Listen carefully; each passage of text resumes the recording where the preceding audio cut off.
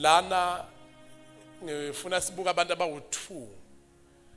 The first one, that is Joseph and David. Then bese siyathandaza namhlanje. uJosepha noDavid abantu abakanjani, abantu who came from nothing out of something.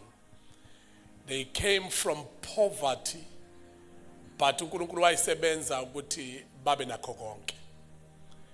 Let me just take a few. The first one, ngifuna sithathe yena uJosepha sizoqhubeka ngoba no Ruth naye.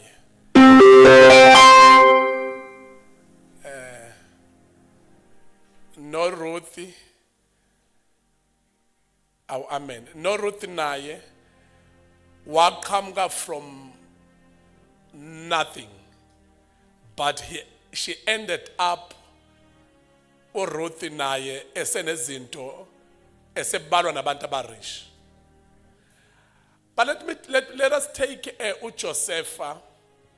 uJosepha ku chapter number 37 simbona inyanga yamaphupho. Simbona ephupha amaphupho uJosepha. And sibona amaphupho anawe emenza ambele umgodi abafowabo. And abafowabo bambele umgodi bangagcina lapho but bagcina bemkhipha bemdayisela ama-Ishmael. The story sigijima kakhulu mayise bemdayisela ama-Ishmaeli uthengwa eGibhithe from kuma-Ishmael ukuba abe omunye wama-slavery azoba isigqila khona lapha eGibhithe. But the favor of God, cause uJoseph uqhamuka without anything, with nothing. Ufika nje yabona slave asifiki siphethe ngisho ijacket. Kodwa islave masidayiswa sidayiswa sinjalo. Singaphethe ngisho something engakwazi kuba ayiphathe mhlawumpeni kube ukuthi lento ayiphethe ingakwazi ukuthi imsave isikhathi esingaka. But uJoseph wafika engaphethe lutho from poverty. But if favor kaNkulunkulu mayingena eminyango yamfaka endlini kaPotifar.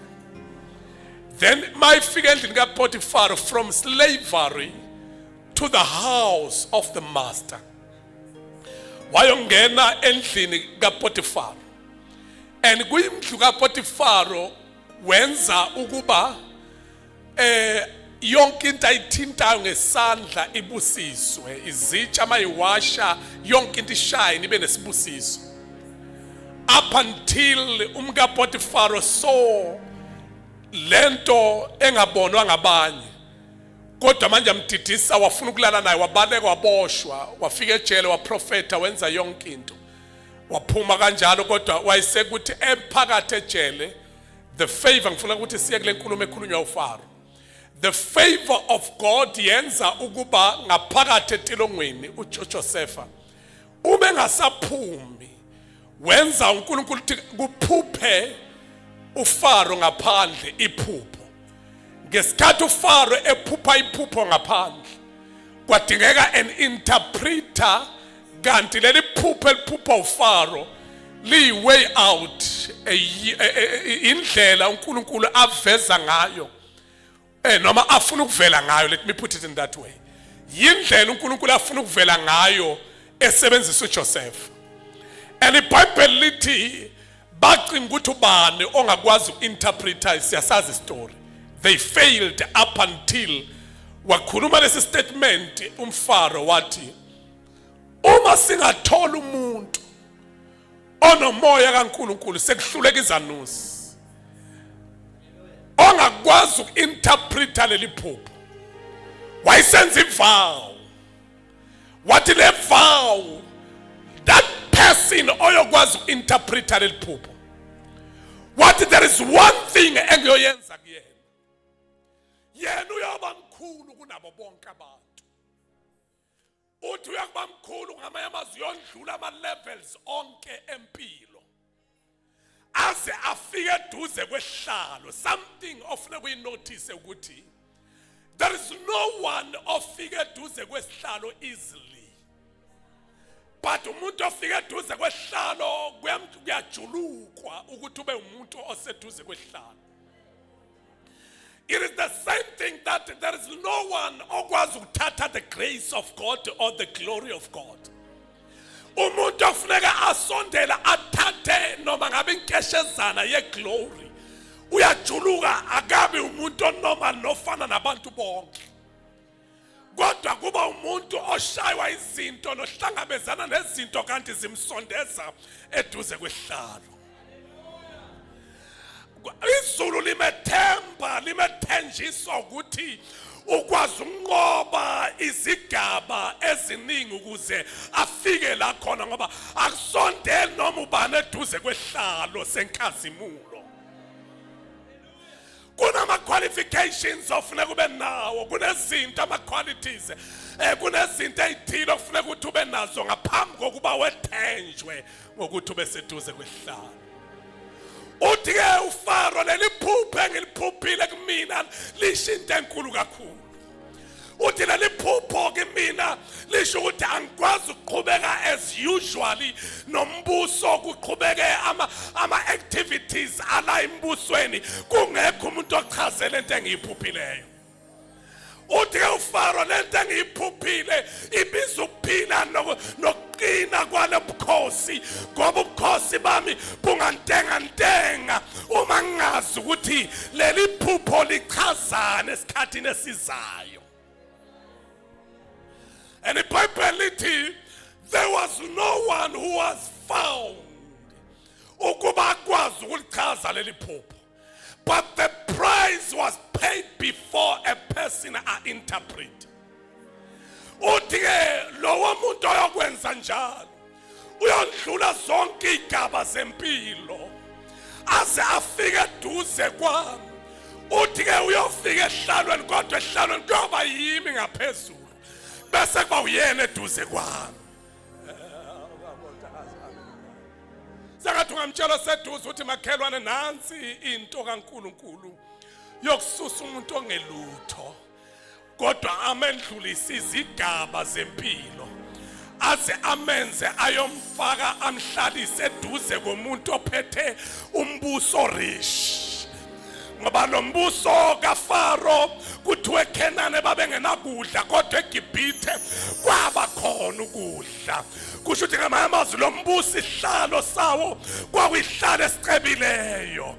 Then iBhayibheli kususa umuntu odayiswayo edayiswa ama-Ishmayeli kanti mabemdayisa bamdayisela eGibhithe kanti uzothathwa imaster imthatha kanjani wanedana watolika iphupho eliphushwe inkosi kwathiwa kusukela namhlanje awusafani nabantu bonke sewuya-elevathwa uyaphakanyiswa kwilevel akade ukuyo sewusondela esihlalweni from nothing. Oh, somebody shout hallelujah. Kodwa wasondela eduze kwengcebo. Ithini into esigijima ngayo eThekwini sithi sizo break ipoverty, si break inhlupheko, sizobhidliza izinto ezakhiwayo kwathiwa ngeke sibe nalutho. Ngamanye amazwi nenkolo yethu yobuKristu yasitshela ukuthi simele ukuhlala sihlale enhluphekweni kodwa sithi ke kulo 6 months osele before siyoqeda unyaka ka-2026 uJehova esimkhonzayo makaphula amajoke enhlupheko, makaphule yonke into engaveli uNkulunkulu ophilayo, makushe yonke into evela esigodlweni sobumnyama. Siqala ukubhodloza nezinto ezivalayo neyivala lokhu kusebenza kwakule branch. Kuzawukwenzeka mina mase ngiphokophela into ngiphokophele ibhodloka izawubhodloka lento le izawubhodloka. Seboqala ke bethi ngithwele izawubhodloka kuzogcwala la kuzoze kufike lapha ya. And njengoba ngithi 17 August akuyubabikho hlale se-empty. Ngeke lo Nkulunkulu esimkhonzayo akusiyokudlala. I know lo Jehova engimkhonzayo ngiyambona futhi ngisazombona. Angagive up noma ngabe yini eyenziwe. I don't care. uNkulunkulu mkhulu kunezinto zabantu, uNkulunkulu mkhulu kunezinto engatshalwa ngabantu. Anginendaba noma ngabe noma lenziwa ubanini kodwa sazi into eyodwa mkhulu angakithi kunalona sezweni sizobhodloza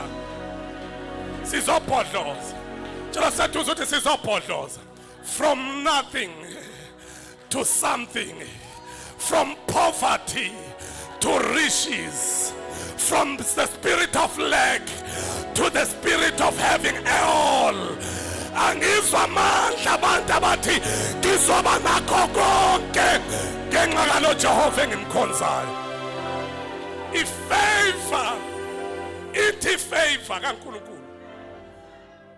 Hey shanda man, yayizwa ukuthi favor mfundisi Mngomezulu.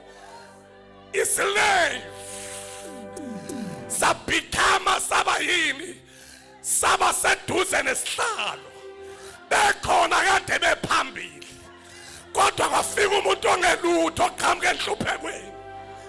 Ngizwa kuza abantu abaqhamuke enhluphekweni inkosi izawushintsha bona abangamjwayelanga lo nkulunkulu esimkhonzayo. Uzawukwenza umuntu ohlala kwimkhukhwini abe imillionaire. Ngiyayideclare leyo. Umuntu ohlala emkhukhwini abe imillionaire. Uzokwenza umuntu ongenakho abe nakho. Somebody shout hallelujah if you can. Awafethu ngizwa manje. Mfundisi uZulu abanye bathi balaya mina ngokungabibikho ngoba nami bengade ngibalayile. Siyalayana ke manje kulungile ke kodwa ke manje khona into ezokwenzeka. Sizobhodla zoba yimi obisiwe ababiswanga bona imini obisiwe. Imini obisiwe. Imini obisiwe. Yimi obisiwe. Imini obisiwe bafethu. Abafethu imini obisiwe. Yimi obisiwe, imini obisiwe. Imini obisiwe. There is no mountain engama phambi kaNkulunkulu ondlulisa ikhinzi namathafa neintaba. Ngeke kube khona intaba namhlanje engama phambi kwalo Jehova engimbonile hamba nami indlela yonke. Kusazogcwala la I decree and I declare. Kuzawugcwala. Declare ukuthi le ndlu njengoba ingaka khohlale soba end. But listen to this, listen to this. Sihlale phansi kancane siyothandaza manje. Listen to this. Lo Josepha uyeza ukuthi ivawu ithini? Ithi mhla wa interpret ozo interpret. Kuyofika kube hlalo neyimi. Bese kuba uyena, akekho phakathi kwethu.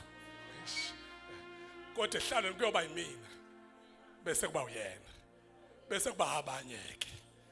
Awungizwe into ethi nabanyeke. Kodwa mina ngikho kwabanyeke. Awukodwa ngazi ngishumayela phela angikho kwabanyeke. Then what happened? Ile yokuthi anamokho shataya. Chawe gijima phela neBhayibheli. Gijima chawe. Anamaya koshandaya. Enanaya.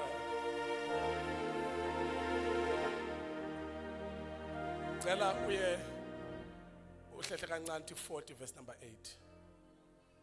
40 verse number 8. Verse number 8. Yes. Bathi kuye siphuphe iphupho akekho ongalichaza. uJosepha wathi kubo ukuchaza akusikho okaNkulunkulu na. Ake ningilandise lona. Induna yabaphathi zitsha yayisimlandisa uJosepha iphupho layo yathi kuye ephusheni lami kwakukhona umvini phambi kwami. Yeah. Emvinini kwakukhona amagatsha amathathu wahluma qede wakhahlela. Yeah. Amahlukuzo awo athela isithelo. Indebe kaFaro yayisesandleni sami ngathatha izithelo zomvini ngazikhamela endebeni kaFaro. Indebe ngayinikela esandleni sikaFaro. Yes. Wathi uJosepha kuye nakho ukuchazwa kwalo lawo magatsha amathathu ayizinsuku ezintathu. Zingakadluli izinsuku ezintathu uFaro uza kuphakamisa ikhanda lakho akubuyisele esikhundleni sakho. Uza kunikela indebe esandleni sikaFaro njengokwenza kwakho kwakuqala. Lapho wawungumphathi zitsha zakhe. Yeah. Kepha ngikhumbule nxa usuhlezi kahle. Yeah, 40 ke manje chawo. Verse number 40. Ufunda verse number 57 about 40 45. 45. 40, 41 verse 45. 40 verse 45. I mean 41 verse 45, yes. Verse number 45. Yes.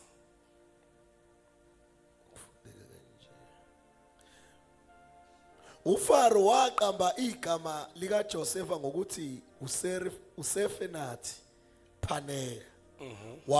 Wamnika uSefenathi indodana kaPhothifa. Umpriest wase Oni abe ngumkakhe uJosefa. Waphuma wahamba izwe lonke laseGibhithe. uJosefa wayeneminyaka engamashumi amathathu inkosi yaseGibhithe. Josefa waphuma ebusweni bukaFaro wahamba izwe lonke laseGibhithe.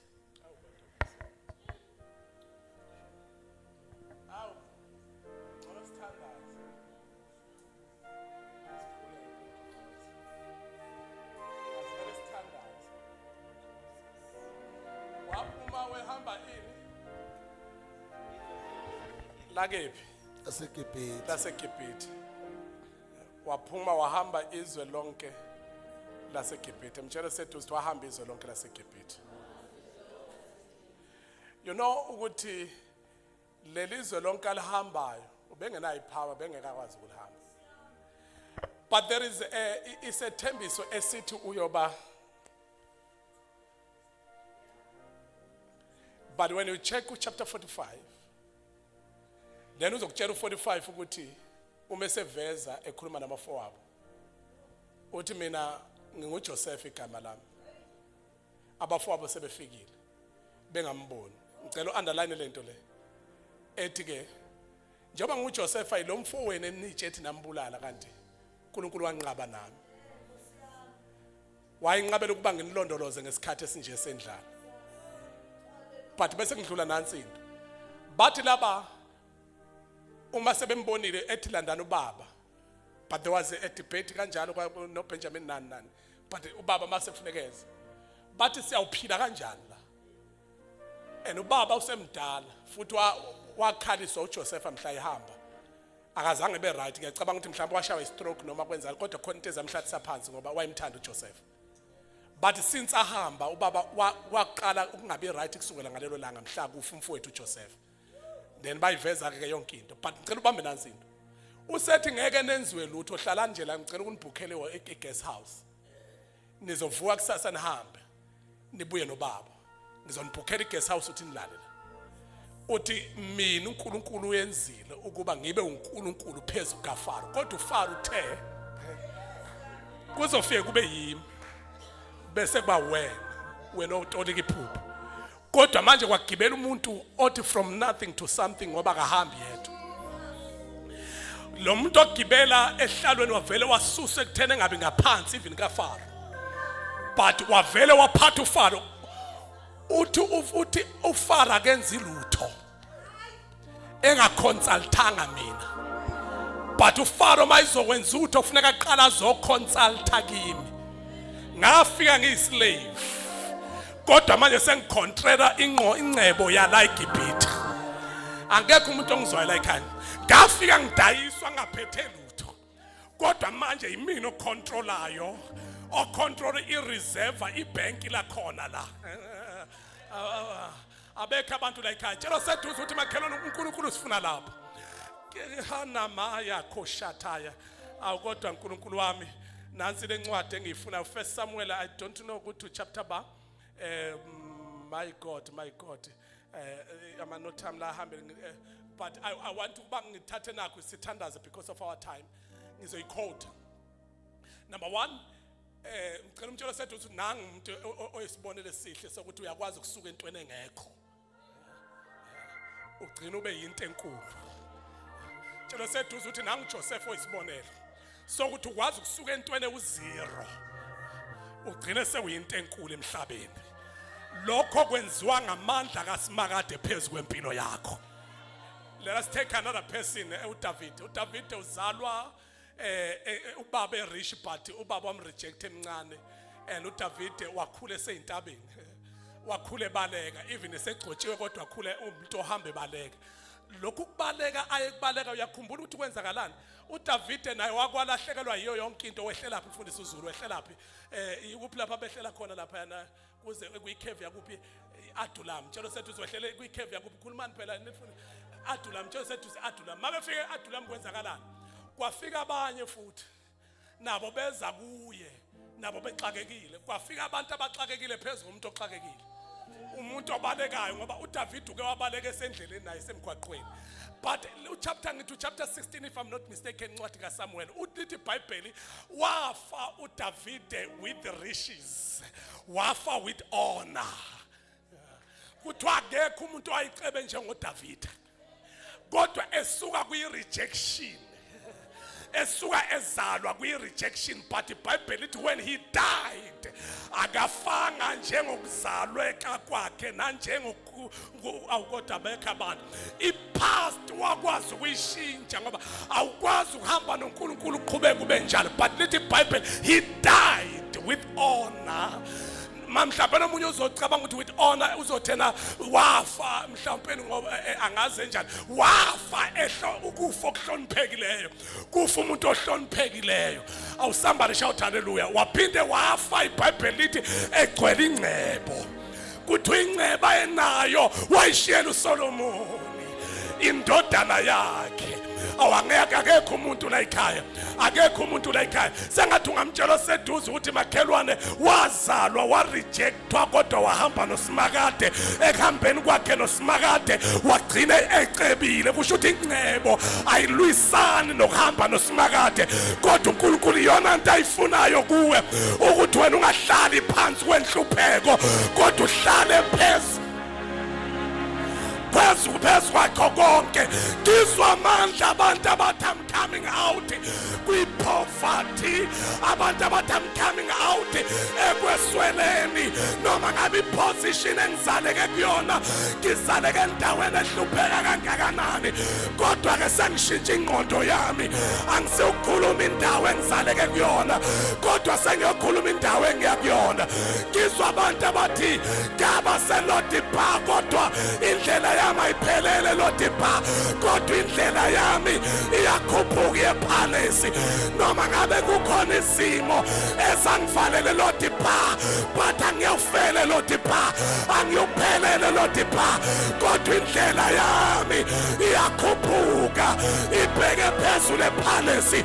Angeke ngife njengabantu bonke, kodwa ngiyakufa ngife ngikhwele inkazimulo kaSimakade. Angithi lo Jehova simkhonzayo unengcebo yonke futhi ucebile kakhulu. Kuleyo nceba nayo we shall not die singazange sayitesta. Ngizwa abantu abathi I'm going to test what God want me to be, what God want me to become. I shall become it. Noma ngabe sitha siyalwisana nalento funeka ibhodloke. Uma kwakhuluma abathakathi izobhodloka. Uma kunabantu abahamba bavala izobhodloka. Uma kunabantu abamelana nempilo yami personally izobhodloka. Ayikubikho into evalayo ngegama likaJesu. Amandla egama likaJesu azodila nayo yonke into isithe siyenza phezu kwempilo yakho. Angithi namhlanje nje ngiselapha ngizothi ngeke sife sinje ngokwesimo esikusona, kodwa khona uNkulunkulu omkhulu uzawusiphakamisa from poverty to riches, from poverty to riches. Sengathi ungakhuluma emveni kwami uthi ngeke ngifele enhluphekweni. Khuluma kakhulu inhlupheko phela iyabophana nayo. Ngeke ngifele enhluphekweni. Khuluma kakhulu uthi ngeke ngifele enhluphekweni. Noma singama ngenyawo nje uthi ngeke ngifele enhluphekweni. Khuluma kakhulu uthi ngeke ngifele enhluphekweni. Ngeke ngifele kwisimo sasekhaya. Ngeke ngifele kwisimo engazalelwa kuso. Ngeke sengikholwa ngiqhubeke ngiphile impilo enjena. Khuluma phela ngeke ngikholwa ngiqhubeke ngiphile impilo enjena. Khuluma emfeni kwami ngeke ngikholwa ngiqhubeke ngiphile impilo enjena. Impilo yokweswela, impilo yokucela, impilo yokuboleka, kuyaqashula amaketango, kuyaqashula izibopho, kuyaqashula yonke into engaveli kuNkulunkulu ophilayo. Yonke into uSathane ayilethe empilweni yami ngiyayiapruta, ngiyayisiphula, ngiyisiphula ney'ngcabo zayo ngegama likaJesu. Somebody shout, I am coming out. Shout, I'm coming out. Shout, I'm coming out. Shout, I'm coming out. Shout, I'm coming out. Shout, I am coming. I'm coming out. I'm coming out. I'm coming out. I'm coming out. I'm coming out. I'm coming out. I'm coming out. I'm coming out. Yabona ke uDavid emayilala kuthiwa akafanga walala eseqeda icebo. Akakabi icebo likaNkulunkulu. Lento ukuthi kube khona izinto oyifuna empilweni ungakwazi ukuyithola. Lokuthi ufuna ukusiza umuntu ohluphekayo uhluleke. Akakabi icebo likaNkulunkulu. Ukuthi ubone umuntu ongadlile uhluleke ukumnikeza imali yokudla. Ukuthi uhluleke ukuba ukwazi ukuba izolo besincwaba udadewabo kaSistom futhi lapha eNtozini uMakhosi once come to the church hlabelela too much lo ntombazana besifihla yena but ama colleagues akhe akhuluma into eyisimanga uthi bakhulume baze babangakujaba u2 uma colleagues uthi hey waphenduka lo sisi lo masajwayela sababangani wangintroduce kwifamily yakubo wangagcina uMakhosi ungintroduce kwifamily yakubo waphenduka waba ubaba enganeni yami wandlula ubaba oyizalayo. Angazi kodwa bafethu singabathola abantu abanjalo, abantu abakwazi ukuba nenhliziyo yokupha, inhliziyo yokuthi mhla ulala kuthiwa bebekhala inyembezi. Bengiqala ukubona abantu istaff sonke sikhala inyembezi kanjeyana ngishamandiya. Yabona umuntu osebenzayo osebenza esibhedlela in Life Urban Hospital besebenza khona. Bengiqala for my first time ubona kukhala ngisho India kuqala umncwabo uzoyophela bekhala. But they failed to speak ngaye. Okusho ukuthi khona impact ayishile kubantu. Wena bangaka abantu abazokhala mhlawulele. Bekhuluma nje izinto ezinhle bethi asikholwa ukuthi uhambile. Bethi akakwazi ukuhamba. Bekuthi makuthi siya kwi-outing uthi awunampahla ethi uzawuyigqoka kodwa ukuthi uzogqokana umbone esekunikeza imali engenayo ethi akukhe lokho enginakho siyoba nakho sonke. Asinayo leyo nhliziyo, asinayo leyo nhliziyo. But asivumi siyanqaba ukuba siphila andinhlupheko, siswele ngisho ukuyifida thina, siswele ngisho ufida abantu esibona ukuthi basesidingweni.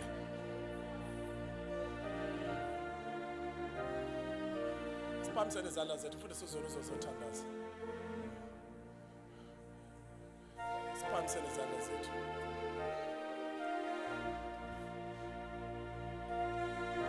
Ubani wena? Izulu libhaleni ngawe. Bekuthiwa mhlawumbe nilandele live waseThekwini, go and fight nengqondo yakho ngoba enye into idalwa ingqondo. Yilwa nengqondo yakho ngoba uhleli khona ulimala ingqondo. Akube khona abantu abaphila ngawe. Akube khona umuntu othi kube khona isaka lempuphu ngenxa kaSibanibani endlini kwami kwadla ingane zami. Ukube kuthiwa uSibanibani bengekho bengabe mina ingane zami ilale engadlanga. Khona abantu ufuna ukukhulunywe ngabo kanjalo. Abantu abanenhliziyo yokupha ngeke izulu likuyeke. Ngoba uyobukwenetha usimakade. Into ofuneka yenziwe uNkulunkulu wena usufike kwi-level yokuthi awusakhali kodwa usuyenza. Ayisekho ipoverty egcikeni lakwakho. Ayisekho ipoverty endlini yakho nasethempelini lakho etendeni lakho. Singavala amehlo. Uyinkosi engcwele. Kufanele ukudunyiswa. UNkulunkulu wegolide nesiliva. Khona yini okukohlulayo? Uphendula uNkulunkulu wethu ongcwele, insimu ibe yihlane, ibe yihlathi elikhulu. Ulasimaya kande. Nala kukhona ugwadule umilisa imfuli gobhoze. Baba wethu ongcwele emini siyanqaba ukuhamba ogwadulo lingaqhumisa iphetho. Kimanda silikho kushadiyane. Henini hilimo khosaya. Ibophe zaboshwa emdenini yethu zavala ingcebo yethu. Siyaphodloza emini. Koshati kapaya itakhato shalia elikamaya la kwabizwa khona amagama ethu kwavala ingcebo siyaphodloza siyaphahlaza ngegama lika Jesu Kristu waseNazaretha asiyukufa singejena elikoshalia etekepaya ushamaya handeya ukawavula inhlanzi wakhipha imali. Uzawukwenza njalo nasesizukulwaneni sethu. uNkulunkulu wethu ongcwele sikwethembile uthi you give a seed to a sower and a bread to an eater. Baba wethu onamandla onke siyathandaza emini siyaphahlaza konke nengcebo yethu egameni lika Jesu Kristu waseNazaretha. Uma wakwazi ukukwenza kwaba kaIsrayeli ehlane wehlisa imana abadla nezagwaqa babuya wamemeza amagwababa aletha ingcebo egameni lika Jesu Kristu waseNazaretha. They are coming from north, south, east, west. Baletha ingcebo uNkulunkulu wethu ongcwele. Siyabonga emini uNkulunkulu wethu onamandla onke ukuthi you are blessing us to be a blessing to others. Siyabonga uNkulunkulu wethu ongcwele ukuthi abaseduze kwethu abayukuswela sikhona. Siyabonga ukuthi you are raising this church to bring restoration in the world in the name of Jesus. Siyabonga baba wethu onamandla onke ukuthi we shall stand and testify ukuthi sasingenjena yabuya ingcebo yethu iphindaphindiwe.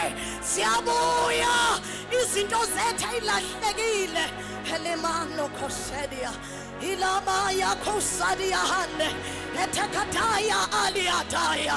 We are writing a new history. We are generation of wealth.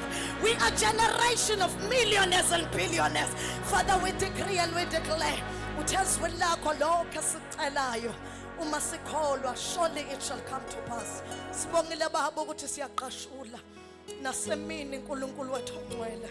Siyabonga ukuthi izindlu zobukhosi zisilindile egameni lika Jesu Kristu waseNazaretha. Thatha udumo lukufanele uNkulunkulu wethu namandla nobukhosi bungobakho. And we declare that we shall come back to this place with great testimonies in Jesus' mighty name. Amen.